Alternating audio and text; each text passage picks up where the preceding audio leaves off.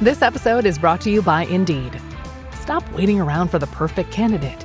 Instead, use Indeed sponsored jobs to find the right people with the right skills fast. It's a simple way to make sure your listing is the first candidates see. According to Indeed data, sponsored jobs have 4 times more applicants than non-sponsored jobs. So go build your dream team today with Indeed. Get a $75 sponsored job credit at Indeed.com/podcast. Terms and conditions apply. I have created the most advanced AI soldier. The wait is over. Tron Ares now streaming on Disney+. We are looking for something you've discovered. And some of us will stop at nothing to get it. Ready? The countdown is complete. There's no going back. Our directive is clear. Hang on! Tron Ares now streaming on Disney+. Rated PG-13.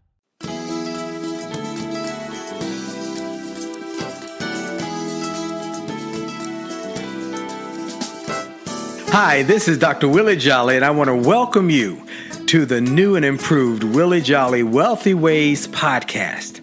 After many years of interviewing the best and brightest thought leaders around the world on my SiriusXM show, I am excited to now have those interviews available to people around the globe on this podcast. So many people would write us and say, I love what I've been hearing about your interviews with these great people. Where can I access them? I live in this country or that country, or I don't have access to that technology. How can I get the information? Well, I'm so excited now that we are able to offer the information and the interviews free on this podcast. So we want you to sit back and enjoy this message and let me know how you like them. And then do me a favor. If you like them, send a review, write a review and post it. And if you like it, hit like on here and share it and tell everybody you know about it, and then subscribe to this podcast so you'll get the alerts when we post a new interview episode. Thank you for listening and enjoy the Willie Jolley Wealthy Ways podcast.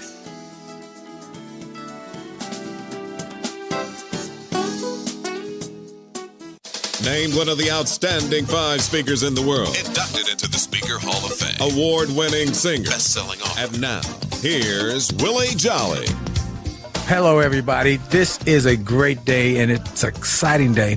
I want to ask you, have you ever wondered how someone can start on a farm in South Carolina and build a media empire that's global impacting?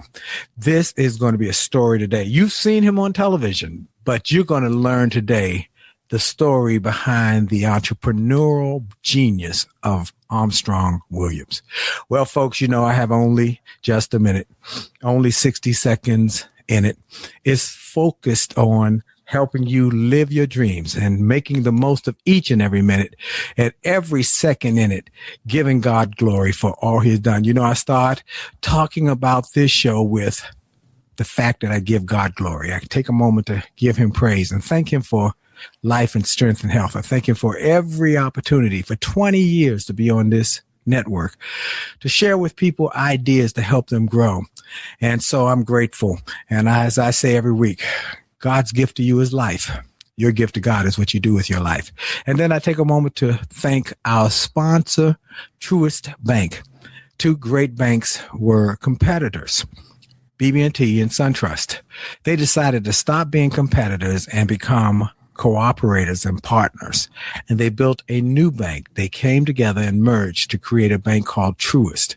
And when you start with care, you build a different kind of bank, Truist Bank. We are grateful for their continued friendship, sponsorship, and their continued friendship over these last many years where they have been consistent in helping me. Well, today I wanted to get right into this interview because this gentleman was somebody when I first got started speaking who took time with me. I quit my job with the Washington, D.C. public school system in 1991, saying I was going to become a speaker. And I quit on May the 31st, started my business on June the 1st, 1991, in my small spare bedroom with only a phone and a phone book, computer, no fax machine, nothing but a phone and a phone book and a legal pad. And I was watching TV one day and I saw this guy on television giving a commentary. And I found out he was in Washington, D.C. I said, maybe I could get him to give me some advice on how to get going in this business. And I reached out to Armstrong Williams' office. And his assistant said, hold on a second. And I finally got a chance to talk to him. And I told him I was going to be a speaker. And I wanted to write books. I wanted to do media. And he said, come over to my office. And I came over to his office in the fall of 1991. And he took time with me and talked to me and encouraged me. And today, I've hit many of those goals. I was recently on his television show, and I was there because of my new book, Rich is Good, Wealthy is Better.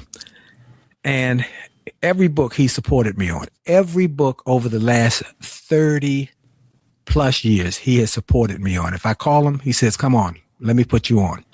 Well, I was on there and we were talking about the book, and he asked me a question and I responded. And then he said, you know, my parents taught me a lot different than everybody else's parents. And I said, I got to get the rest of that story, Armstrong. So I asked him, he'd be my guest. I've never had him on my show, but I'm so glad to have him today. Ladies and gentlemen, his name is Armstrong Williams.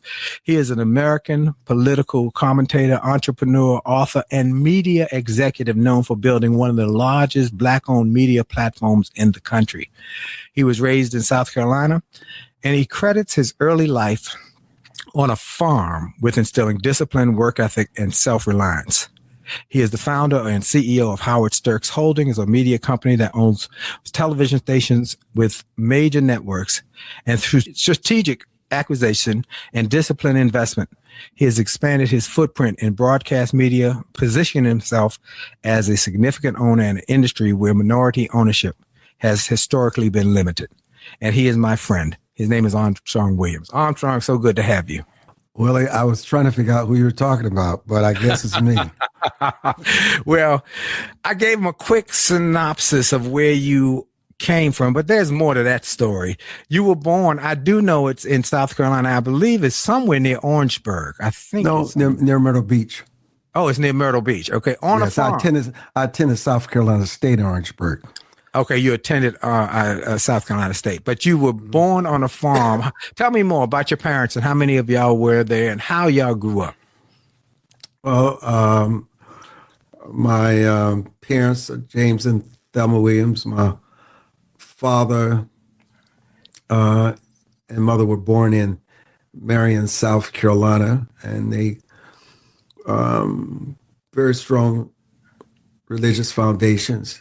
You know, when you worked on the sharecroppers farm and you didn't really experience the true unlimited, this thing we know called freedom, when you're sort of at the whim of somebody who tells you what time to show up, how to show up, and dropping out of school to work on those farms. My parents vowed that their children would never work on the white man's sharecropping farm. And so my parents wanted more than their parents and more than their grandparents. And so my father decided that someday he wanted to own his own farm, his own land, where his children could grow up working for him, not experiencing the bigotry, the discrimination, the racism that was so often people were confronted with during that time. And so my father's first wife, Theola Livingston,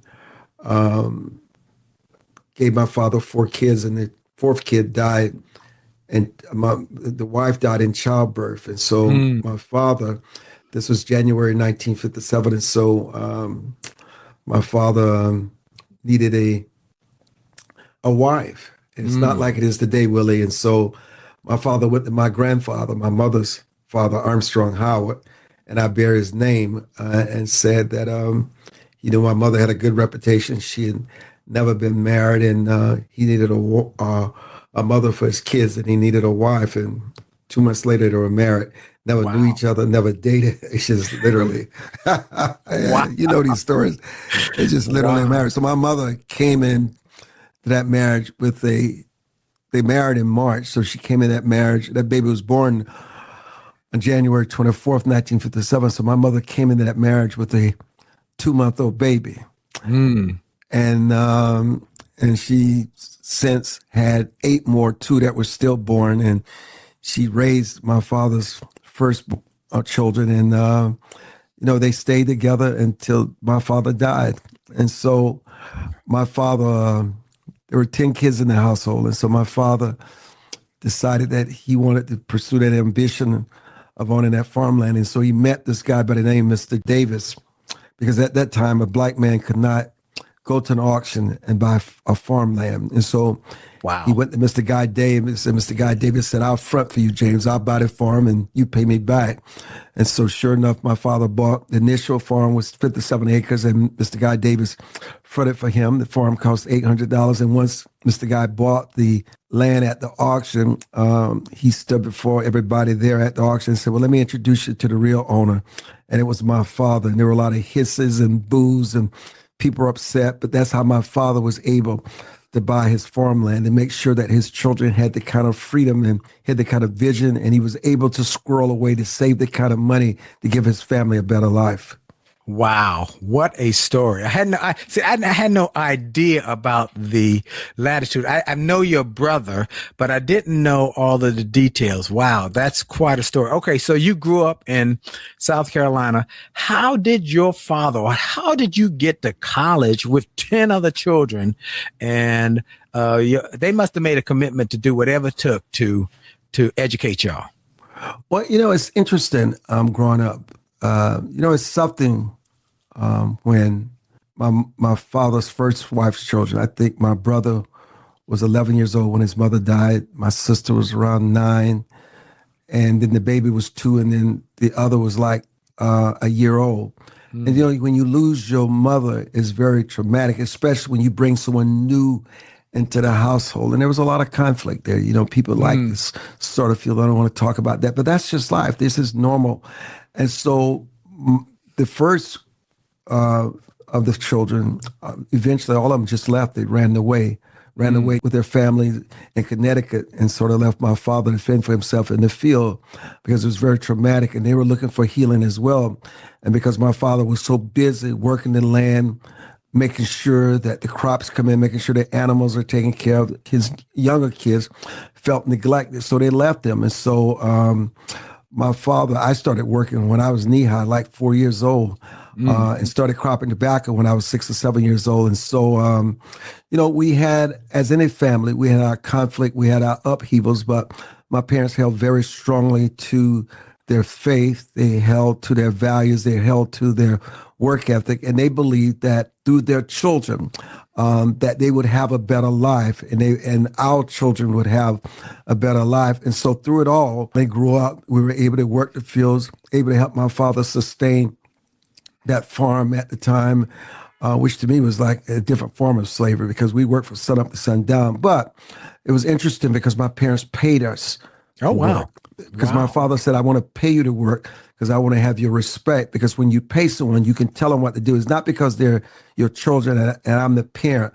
When you pay someone, there's a contract where you have a different kind of expectation. So we always got paid. And that was meaningful to us because I was always able to put something aside and squirrel away. And so my parents were quite different in that regard. While we worked hard, we were able to buy bicycles and motorcycles and boats to go fishing. And so, and you didn't realize what was growing inside of us at the time on what money can do if you respect it, you honor it, and you pay your tithes. We were always taught that you have to pay your tithes on Sunday, and then the Lord would multiply you. You may not realize it in your young years, but as you get older, these values of work ethic, discipline, sacrifice, that a business is not built overnight. There's no such thing as this microwave instant gratification. You got to earn it. You got to find a garden. You got to find different plants and different things that will grow.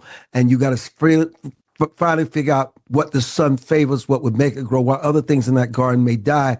And sometimes when those things in that garden die, you got to find other things in that garden to plant that could thrive.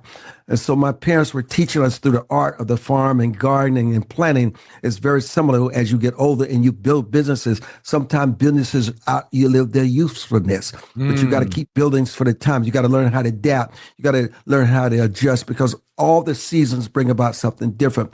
But they always taught us that the winter was the season of death. You get old, you've had your spring, you've had your summer, you had your fall, you had your winter. And my father taught us to protect all and respect all the seasons, because every season, even in the winter of your life, there's still the possibility that something can grow, but it will grow differently than the other seasons. Wow, that's fantastic. We're going to take a quick break, folks. This is Dr. Willie Jolley with my special guest, Armstrong Williams, on the Willie Jolley Wealthy Way Show. And for sure, the best is still yet to come. We'll be right back. Friendship is not about being convenient. It's about being committed and consistent. You can call on me when you need me. I am excited to announce that my new book, Rich is Good, Wealthy is Better, is finally here, and the response has been incredible. People are buying this book like crazy. If you want to be wealthy but need help getting there, or you need help to educate your children to keep them from squandering your hard-earned money, then you need this book. Go to richisgood.wealthyisbetter.com. richisgood.wealthyisbetter.com. Don't delay. Get copies for everyone in your family today. Hey, this is Dr. Willie Jolley, and support for the Willie Jolley Wealthy Way Show and podcast comes from Truist Bank. When you work with someone who knows a lot and cares even more, you're unstoppable. When you become a homeowner, your future starts to feel different. That's power, knowing you could be creating generational wealth to pass down. Truist believes that a path to home ownership exists for you. I hear people say, well, I don't see how I could ever own a home. Truist has programs that could help you buy a home with a lower down payment than you might expect. And their professional guidance helps you build belief that home ownership is within reach. Connect with a Truist teammate to learn about options that are available to you. They will listen to your goals and follow through. Reach them by calling 855-562-1579. Do this for your family and your legacy. That number is 855-562-1579, or visit truist.com/homebuyer. That's truist.com/homebuyer. Certain programs and geographic restrictions may apply. Contact a loan officer for details. Truist Bank is an equal housing lender. And we're back. This is Dr. Willie Jolley on the Willie Jolley Wealthy Way Show and podcast. I want to encourage everybody to go to winwithwillie.com. Winwithwillie.com. Get some of the free resources that we have there for you. Things to help you grow yourself, your wealth, your future, your finances. And I also encourage everybody to get copies of the new book, Rich is Good, Wealthy is Better. It will help you grow yourself and your family's wealth. Get that book at richisgood.wealthyisbetter.com. You get it there. You get an autographed copy. Rich is Good, wealthyisbetter.com.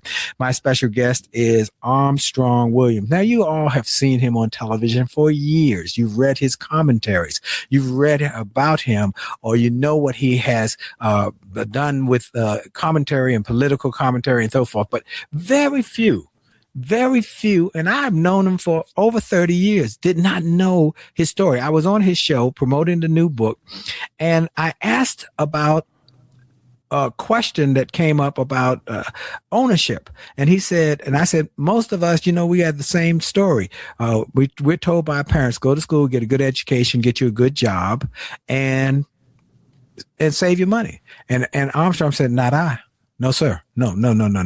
That's not what I was taught. I was taught you got to own. You got to own something. And I said, wow. When I heard that, I came back and I told my wife, I told her about this conversation. And I said, I need to have him on the show to talk about that. Well, Armstrong, thank you for being on with me.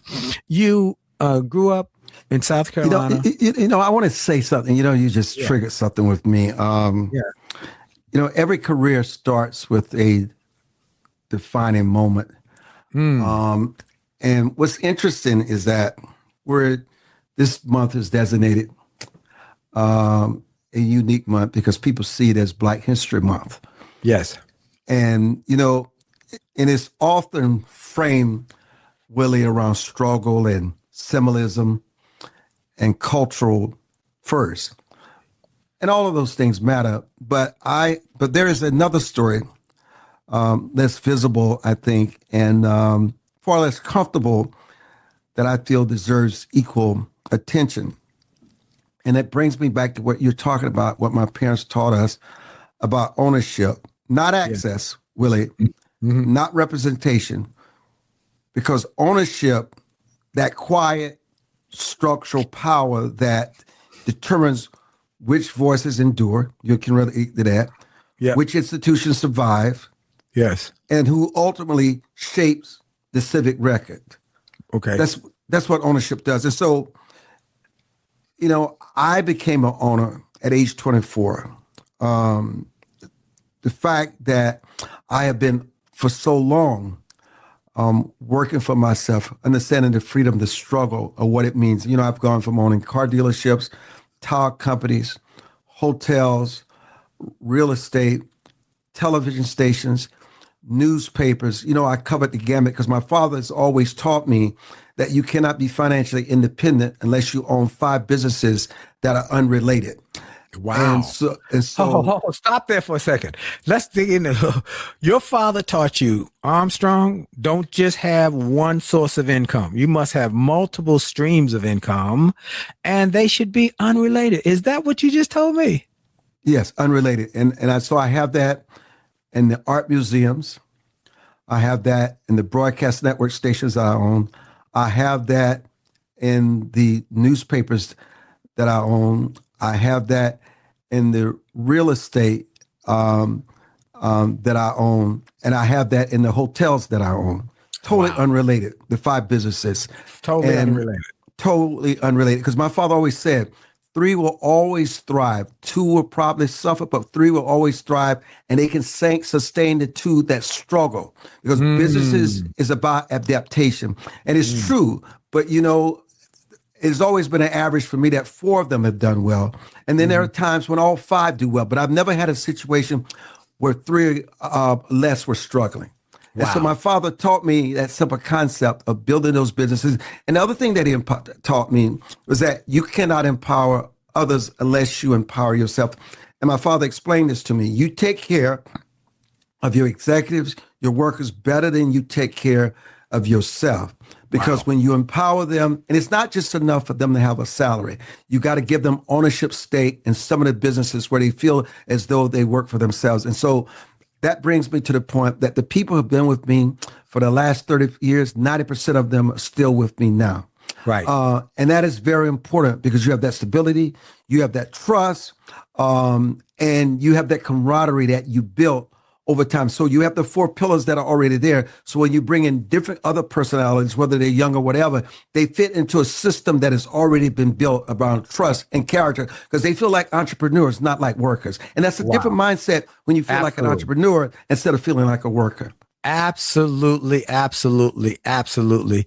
And that is one of the keys to success is that you empower your people and make them part of the success journey because they are going to benefit from it. Well, you went to Orangeburg. What did you major in Orangeburg? In South Carolina State? Political science and English. Okay. And so you said you started at 24 ownership. What was your first business? Well, let me see if I have some input into, because someone told me that you were one of the biggest distributors of the Dick Greger's Bahamian Diet. I heard that you were one of the biggest in the world. Is that true? That's a fact. I made a lot of money there for multi-level marketing. Wow. And that was in your 20s? I was 22, 23. Wow. With Dick Greger's Bahamian Diet. So every career begins with a defining moment, sort of. Okay. Yeah, you're going to tell us the defining moment. Yes. Yeah, when preparation meets courage and the future quietly, very quietly, Willie, it starts to change its course. So for me, that moment came in 1983 because my parents had already prepared me for the journey.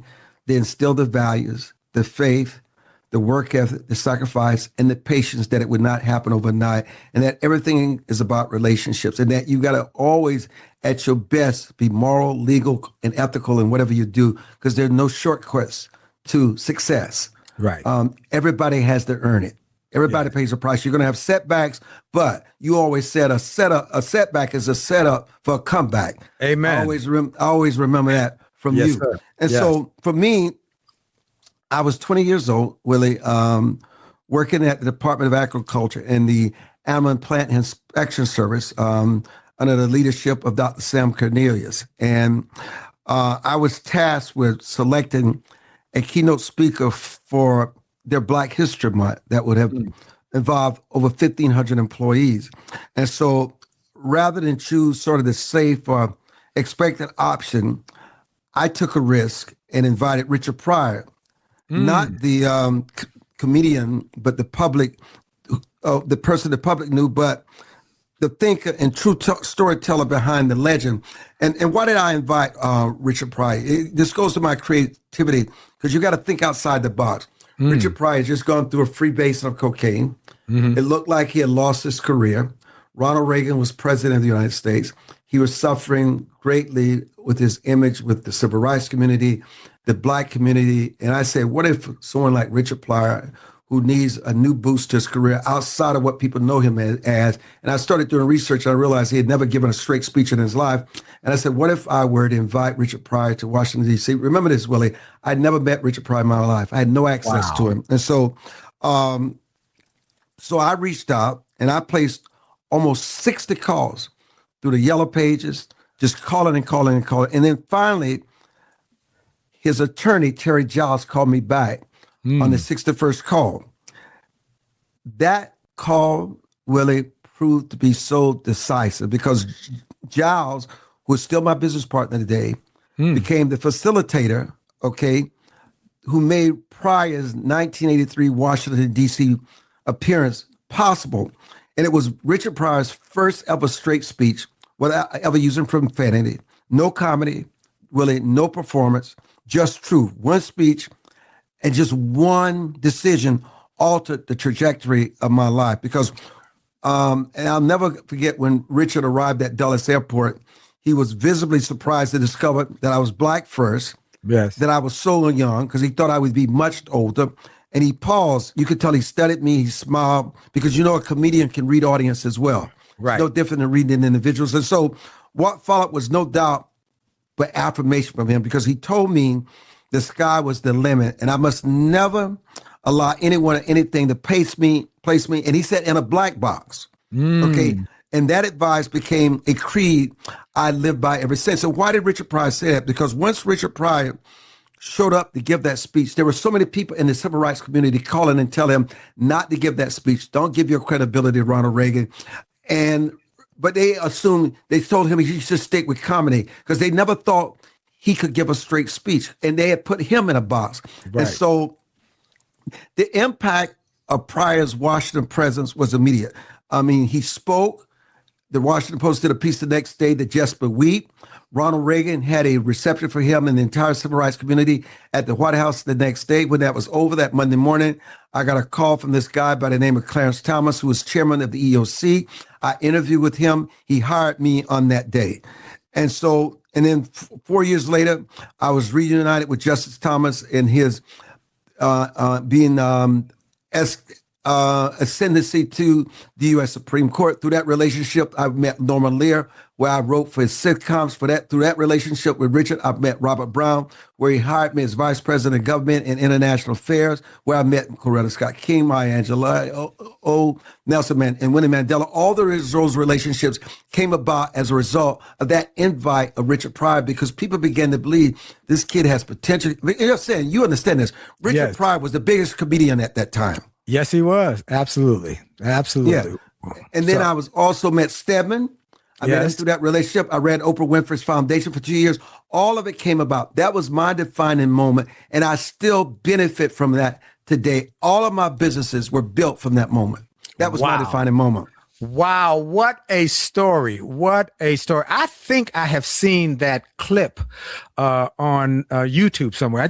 And I didn't realize that you had something to do with that, where Richard Pryor gave a real straight speech. Yeah. Mm-hmm. And so, folks, we're going to take another quick break. You're getting a boatload of information today from Armstrong Williams on how one persistent, diligent effort can transform your life. You can do the same. This is Dr. Willie Jolley on the Willie Jolley Wealthy Way Show. We'll be right back. Hi, this is Dr. Willie Jolley, and I got an email from a gentleman in Australia who shared how he had been struggling in his business, and he bought some of my books and audios, and how it had a profound impact on his business, and he went from worst to first in his company. I shared with him how much I appreciated his note, but I told him those books, those audios, those videos were not just something that I just thought up one day and thought it to write. They were born out of my experiences, out of the challenges of overcoming the problems and the difficulties and how I was able to do it. And I shared with him that others have sent similar messages and that these resources work. I want to encourage you and invite you to go to my store. Go to wjspeaks.com/shop. wjspeaks.com/shop. Get some of the books. It only takes a minute to change your life. Or a setback is a setup for a comeback. Or turn setbacks into greenbacks. Or chicken soup for the soul. Or an attitude of excellence. Or the book I wrote with my wife after 34 years of being married and not having an argument in over 30 years. We wrote a book called Make Love, Make Money, Make It Last. And now it is saving marriages all over the globe. Go to the store, get some of the audios, the videos, the books, the resources to help you have greater personal and professional success. This is Dr. Willie Jolley. Make this a great day on purpose. And we're back. This is Dr. Willie Jolley on the Willie Jolley Wealthy Ways Show and podcast, globally broadcast on the podcast. You can get it anywhere, anytime, 24/7 on all the platforms. And you can hear it here on Sirius XM on Saturdays at 4 o'clock Eastern. Then again, 4 o'clock p.m. Eastern. Then again, it'll replay on Tuesdays and Thursdays at 6 p.m. Eastern. Well, I want to thank my friends at Truist for being a bank that consistently makes a point of being involved in our community. They are people who have put their money where their mouth is, and they talk about helping you to grow yourself because they believe in unwavering care. What does that mean? Well, it means that they can help you identify your financial goals. They can use their deep industry knowledge and awesome banking tools to help you reach those goals. And one of those tools is Money and Mindset, which is a program that's free on their website. Just go to Truist.com/money and mindset. Anybody, you don't have to be a customer, and get some of the free resources and tools they have to help you grow your health, your wealth, and yourself. So Truist.com. When you start with care, you build a different kind of bank. Truist, unwavering in care, and Truist Bank, member FDIC, leading bank on top U.S. 10 U.S. commercial bank. Well, my special guest is my friend. After I met him, he would occasionally say, hey, come, I need you to host my show. I got to do something. I think you could do it. And that was my first experience in doing long form radio. I'd been doing short form radio for years on preceding Steve Harvey. And he said, you can do it. You can do it. He said, just go to work and take callers. And I learned about long form radio from getting an opportunity with Armstrong, and that led to Sirius XM. And this is my 20th season, and now the #1 self-help show in America. Armstrong, I want to ask some more questions. You're now a media owner, and you are the owner of television stations. What made you change from just being in front of the camera, or what made you decide that I'm going to not just be in front of the camera, I'm going to own the operation? And how did you do that? Oh, well, and listen, you're never a nobody. You're always somebody because God created you. So don't ever say you're a nobody. Just say you were finding your way. You're in the wilderness, but you're never a nobody. We're always somebody. Yeah, and you took that to heart too. You said, this little guy, there's something about this little guy who comes over to my office. Well, there's something about all of us. God gives us all special gifts. Even the person who's the most vile, despicable person that you know, even God has given them a gift. There's something good about it if you find the time to discover what that is. Amen. God has given us all something that makes us all better. Amen. Yeah. Right. It is durable. It is generational. Yes. It's intergenerational. It is structural.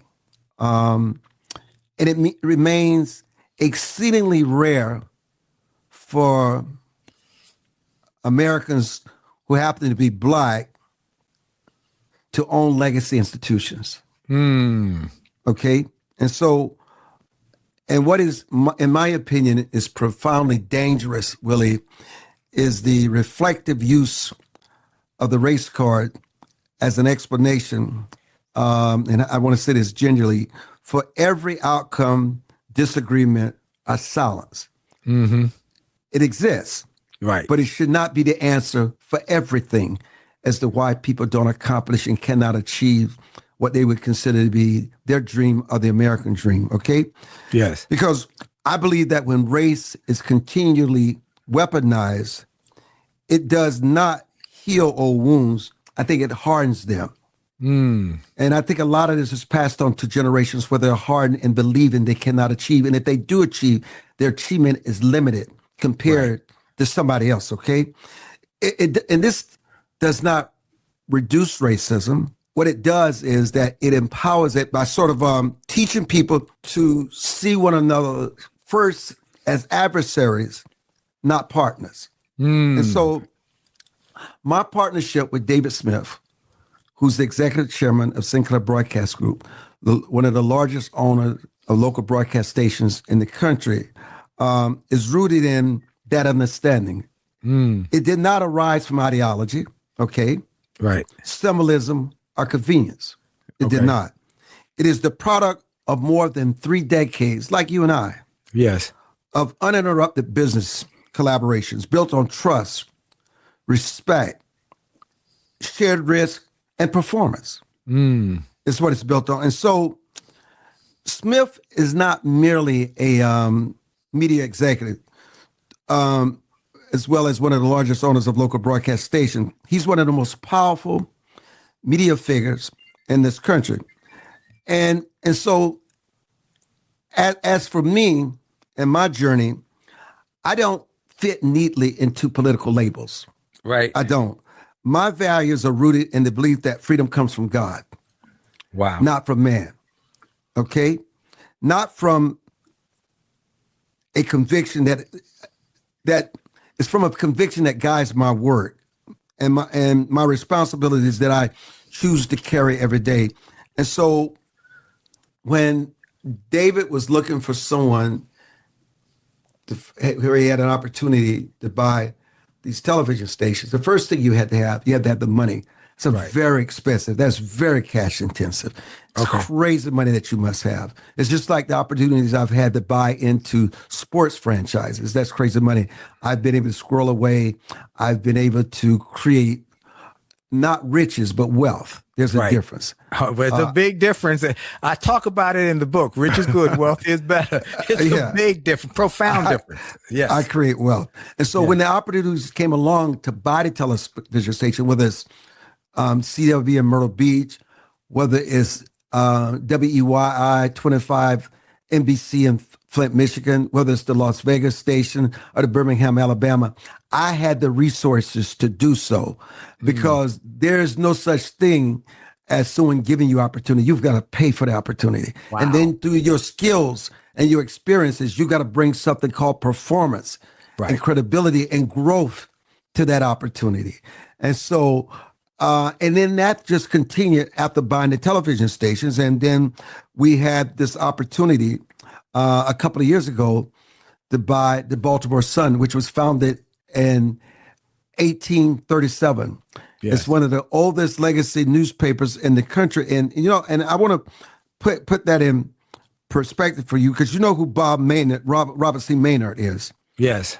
Yeah. So, Robert Maynard owned that historic newspaper, the Oakland Tribune. Yes. And at the time, he was the only black man in America that owned a daily legacy newspaper. And I've become only the second person in the United States outside of ethics and minority papers to own a mainstream legacy daily newspaper, the Baltimore Sun. Now, if I were a Democrat and ascribed to a certain philosophy and belief, I would be celebrated with NAACP Image Awards. But because people put me in the box of a conservative and a Republican, I don't get that kind of recognition. And that's okay, because I understand what it is. But it cannot change the fact of the ownership and the impact that we're able to make with the images, what the decisions that we make in our editorial board, the decisions made in the newsroom, because we do every year 25 of the most gifted black leaders in Baltimore, the most celebrated. We bring their stories to life on the front pages of our paper, where we celebrate them. Yeah. That's the power of ownership. Because for me, there's no bureaucracy, and I'm so involved because, my background is writing. My background is ownership. So every gift that God has blessed me with, I'm able to deploy, especially my financial acumen at the newspaper, and also selecting good people and working with good people and getting the best out of people. And I will tell you, I've never worked with a finer group of people than the people I work with at the Baltimore Sun. So ownership has a responsibility and accountability, but the opportunities that you're able to provide kids who may come from historical black colleges to come to Baltimore and intern at the Baltimore Sun to understand what it means to be a journalist, that you're a referee, understand what trust and credibility and accuracy and facts, what that really means. Or if you have ambitions of working at a school of journalism somewhere, that you someday want to be a broadcaster, anchor on TV, or you want to be a producer, we're able to bring them in for those internships where they can intern for 2 or 3 years to learn those disciplines, not just through reading about it somewhere, but actually being on the air talent, producing that. And so to provide those opportunities is just unprecedented, especially years later when you see so many of the lives that you touch. You see them on ABC, NBC, Netflix. You see them on Fox News, and you realize they came through your school of entrepreneurship. That is the reward. That is a great example of believing in ownership and taking advantage and relationship. And one more thing I want to go back to is you talked about the race card. I had lunch one day with General Colin Powell, and we were the only Hall of Fame speakers in the DC area. And we had lunch one day, and he said, Willie, do not ever play the race card. Don't play it. Really? He said, don't play the race card, Willie. Don't do it. He said, look at Oprah. She don't play the race card. He said, look at me. Be excellent. Be so excellent that your efforts and your performance will make it so that you have to be in the room. And you were that's basically what you just said, Armstrong, that you were so excellent and created the relationships that people said, we got to work with this guy because he's a mover shaker. He's somebody who's doing the great things. No, you add value. And you add value. There you're right. There, right. Yeah, and you add value. You add value, and that's exactly what you have done, and you have brought to the fore in so many reasons, so many ways. You also had a PR firm at one time, isn't that correct? Yeah, the Graham Williams Group. And let me just also acknowledge, because I always like to give credit to my mentors, Kathy Hughes, who founded TV One, Radio One, gave me my first start at WOL AM radio. That was my first entree into radio, broadcast, whatever. And to this day, she just remains a towering figure in my life. You know, Bob Brown, Mr. Brown. Yeah, out of I know Point, Bob North Carolina. down in High Point, North Carolina. I'm on the, I'm on the additional faculty at High Point University as a artist in residence. And I see Bob every year. What a guy. What a guy. Mm-hmm. And so, so you got to acknowledge that no one gets to where they are alone. But Kathy Hughes has given so many opportunities. There's so many people all over this world. And I just have to acknowledge her and give her flowers, and Bob Brown and Justice Thomas and Terry Giles and David Smith and Norma Lear and C. Boyne Gray and Dr. Ben Carson. I've had some great, Dr. Maya Angelou. I've had some great mentors in my life. I have no choice but to do well because of what they poured in me. Amen. We're going to take a quick break, folks. I've got Armstrong Williams. One more segment with Armstrong Williams on the Willie Jolley Wealthy Way show and podcast. Don't go anywhere because there's more to come. And for sure, the best is yet to come. We'll be right back. Motivated, highly motivated, motivated, gonna take it to the top. Motivated, highly motivated, motivated, I'm never gonna stop. I had a job I really hated. It made me sick, but it got me motivated. I knew that this was not where I was meant to be. I didn't want to stay, but I was too afraid to leave. Then one day I got my check, there was almost nothing there. I went to the boss, he laughed and said he didn't care. My kids were at home hungry, I was about to lose my home. That's when I decided I had to make it on my own. Said I, gonna take it to the top. I said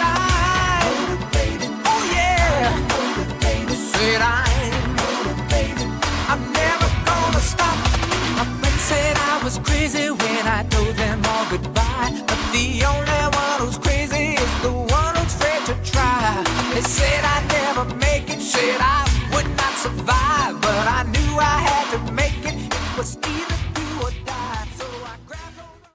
Hey, this is Dr. Willie Jolley, here to thank Truist Bank for their sponsorship of the Willie Jolley Wealthy Ways show and podcast. Now, if you're a longtime Wealthy Ways listener, you know I believe that mindset is the key to success, and so does Truist. That's why they've created their incredible resource, Money and Mindset. It's full of tips to help you with your finances and help you with your well-being. You can get articles, quizzes, calculators, and hey, even more podcast information that will bless you, all for free and for anyone to use. Check it out today at truist.com/money and mindset. Truist.com/money and mindset. Truist, leaders in banking, unwavering in care, and Truist Bank is a member FDIC, leading based on top 10 U.S. commercial bank.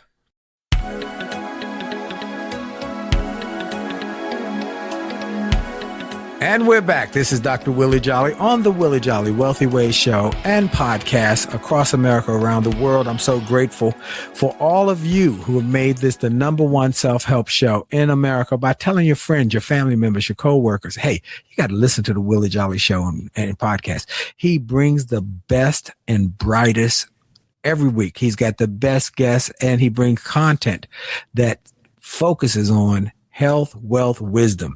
Well, my guest today is my friend who was someone who supported me throughout my career after being a singer and getting fired and starting a speaking business and starting a media business and authorship. Armstrong Williams. Y'all know him as a political commentator. He's an entrepreneur, an author, media executive. He is the founder and CEO of Howard Sturks Holdings, a media company that owns television stations are affiliated with major networks around America. In addition to media ownership, he is a syndicated columnist, television host, author, and a wealth builder. And it started because his parents, his father particularly, taught him about ownership when he was on the farm in South Carolina. And then he took it and ran with it. And now he's one of America's bright lights. So Armstrong, you shared about your dad with the, have 5 businesses that are not related. What are a couple more lessons your father taught you about becoming a wealth creator? Well, first of all, how did your father learn this? I mean, this is a guy who had been a sharecropper. He must have been a really wise man.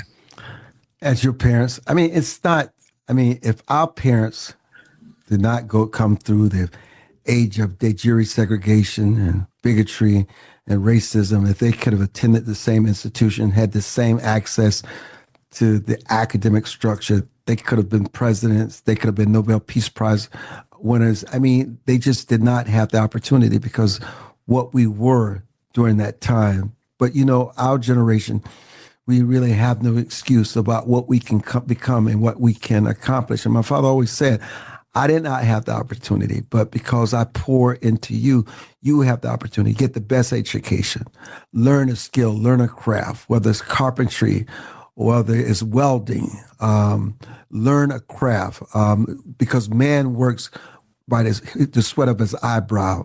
And you got to get your hands dirty sometimes. Read books, increase your knowledge, and always trust God. Even when things fail, don't shy away from the struggles of life, because it's through the struggles that teaches your greatest lessons. It's just like marriage. It's just like relationships. You're going to have conflicts like you did with your brothers, but it's how you work through those relationships that you learn and what you become by. You don't learn anything by running from conflict. You embrace it, you learn from it, and you move on, because when one conflict is resolved, it creates another crisis. My father always said that you're always going into a crisis, come out of a crisis, in a crisis. Life is about crises, and it's how you navigate those crises that separates you from the pack.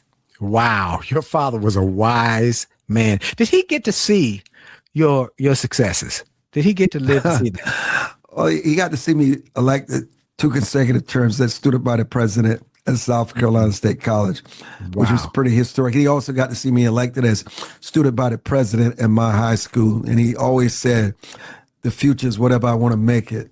The door swings wide open for me, and it'll open many other doors in the process. So, but my mother got to see it. God bless her. She got to see it in full force. Yes. Yes. I remember us when we first met. I think I had a conversation one time on the phone. You were talking to her, and you let me say hello to her.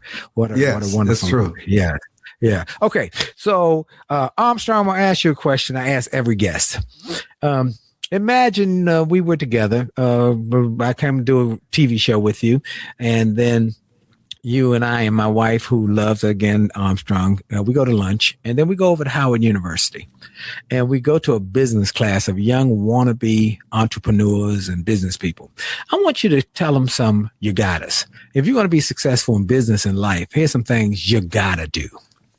You know, I actually want to share something that people probably don't say. We always say the obvious. Look, you know, I'm a writer. Yeah.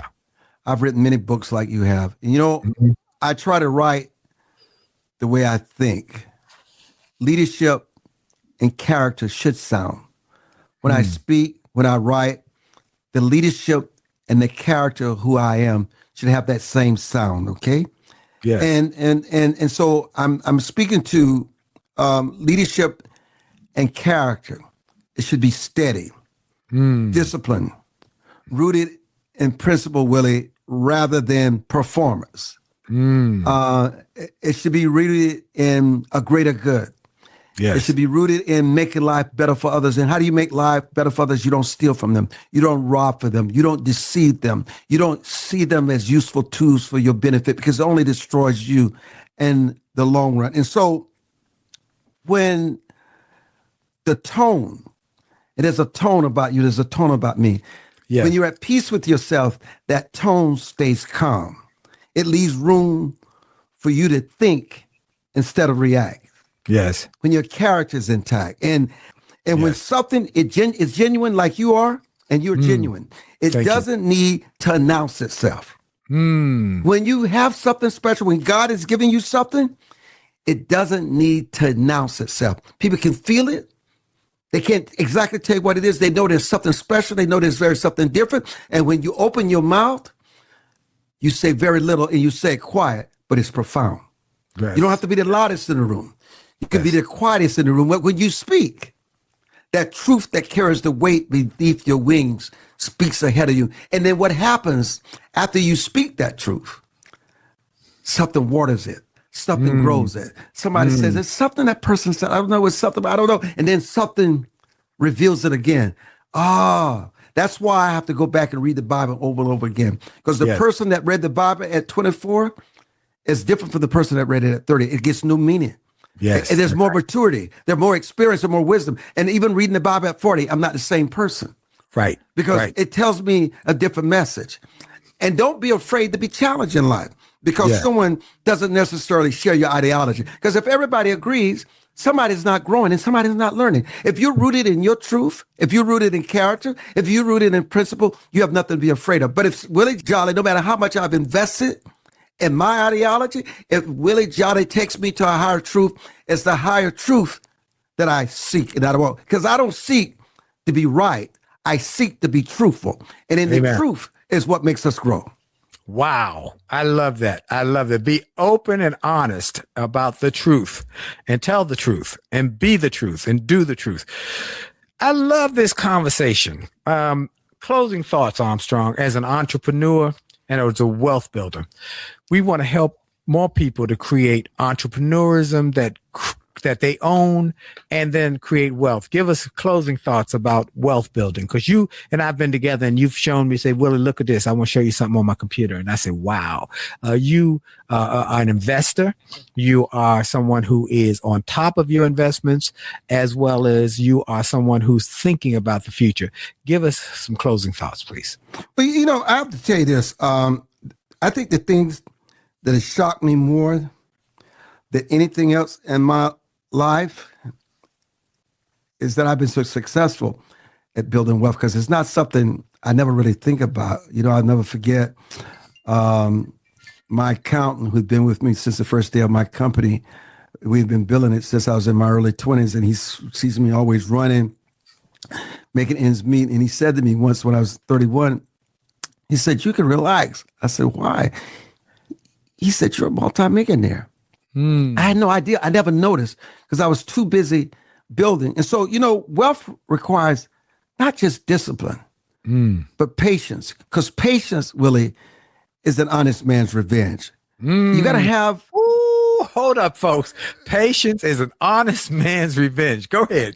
That's that one. And you got to have a strategic mindset, Willie, that prioritizes investing over consumption. That's right. People forget about that.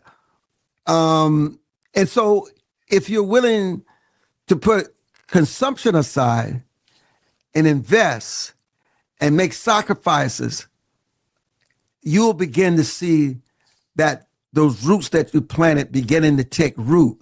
And you begin to see all the things that you thought you wanted to have, it begins to overwhelm you. But the thing about wealth, you use it to empower others. You use it to build lives, not for people that you know, but you quietly change the lives of people that would never know it was your hand that was involved in changing their circumstances. And so, listen, the thing is, if you wish to get rich or become wealthy, save when you get, because a fool, and you understand this, can earn money, but it takes a wise man to save and dispose of it to his own advantage.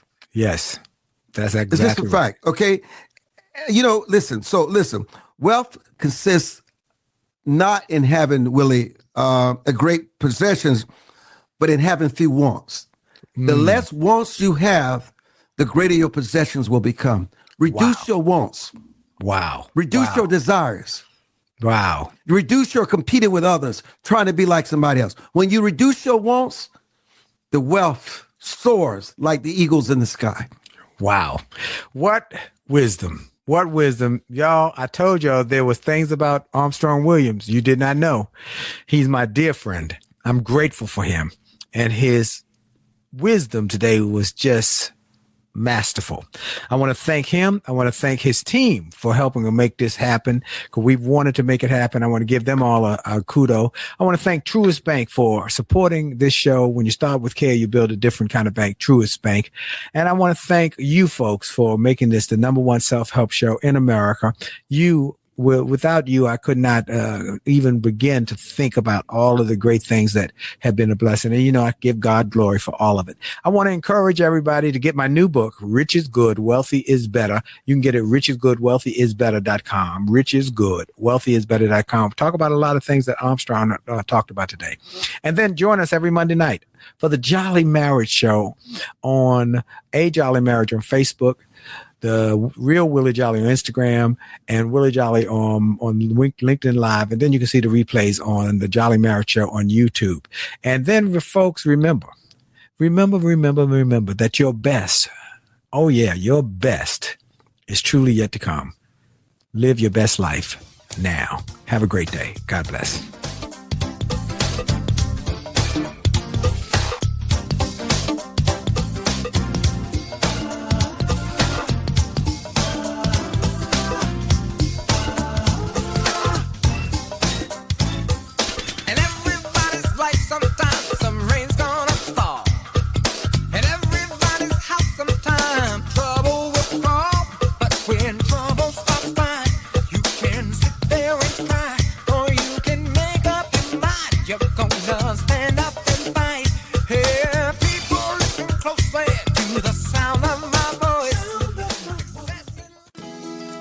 Well, I hope you enjoyed this podcast episode, and I hope you got something of great value.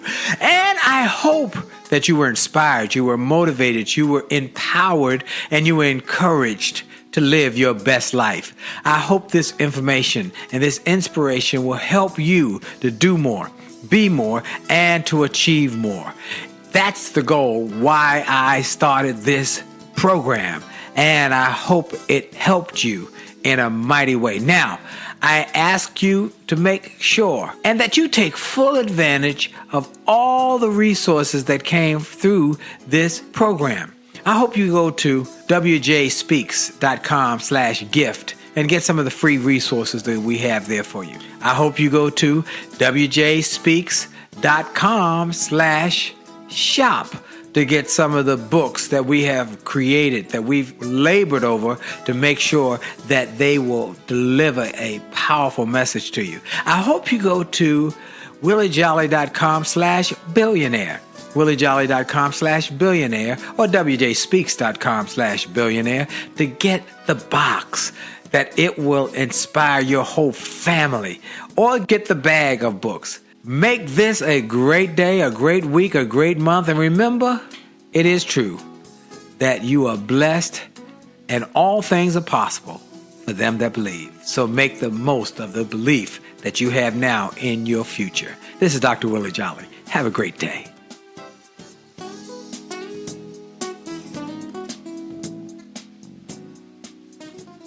This podcast is a part of the C-Suite Radio Network. For more top business podcasts, visit c-suiteradio.com.